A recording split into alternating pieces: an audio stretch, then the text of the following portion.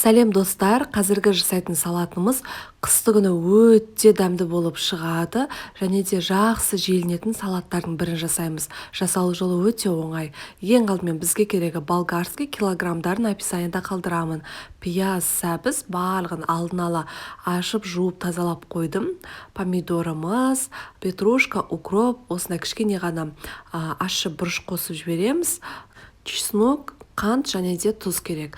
Ең алдымен помидорларымызды мясорубкадан өткізіп барлығын дайындап қоямыз. Мінекей осылай дайындап қойдық. Сәбіздерді теркадан өткіздім. Осылай ұзыннан өткізсеңіздер жақсы шығады. Болгарскийді осылай ірілеу қылып тураңыздар. Майда турасаңыздар езіліп кетеді.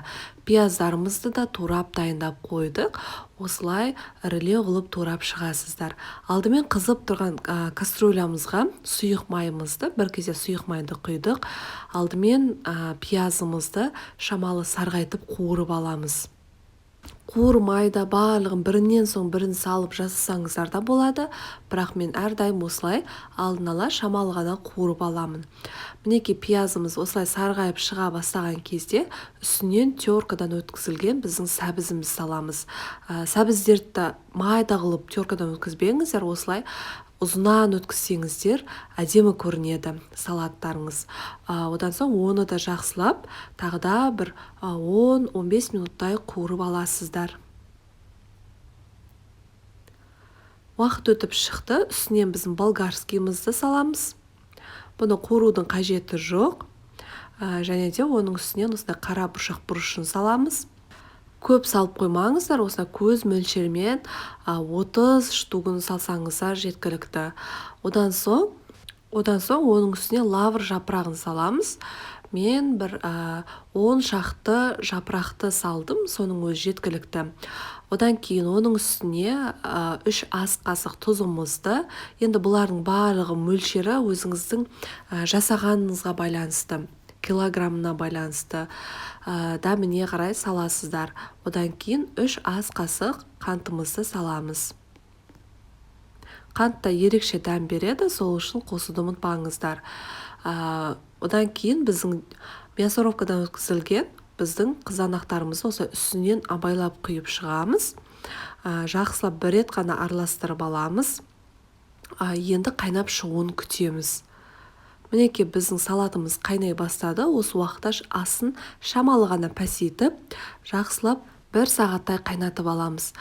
Әр жарты сағат өткен сайын осылай өзінің соғы шығып, жақсы дәмді болып шығады. Осы орайда мясорубкадан біздің қызыл бұрышымызды осылай өткізіп аламыз. Өте абайлап өткізіңіздер, өткенде ол өте ащы болады. Қолдарыңызды байқаңыздар. Жақсы араласын деген мақсатта осына болгарскийді қосып өткізіп жібердім. Мінекей достар, біздің 1 сағат уақытымыз өтті. Осылай соғы да күшті болып шығады. Жақсылап тағы да бір рет араластырып жібереміз. Асты жабысып қалады, күйіп қалады деп ойламайсыздар. Осы тұста біздің чесногымызды, яғни сарымсақты саламыз. Майдалап тураған жоқпын, ірілеу қылып турадым. Ащы бұрышымызды, укроп, петрушка, кинза бәрін салып қайнатамыз. Осы тұста міндетті түрде банкаларыңызды стерильдеп алыңыздар. Мен осылай мантоваркаға жасаған ыңғайлы болды. Крышкасында тоже стерильдеп аламыз. Дайын болуына бір 10-15 минут қалған кезде 5 ас қасық уксусымызды үстінен құйып жібереміз.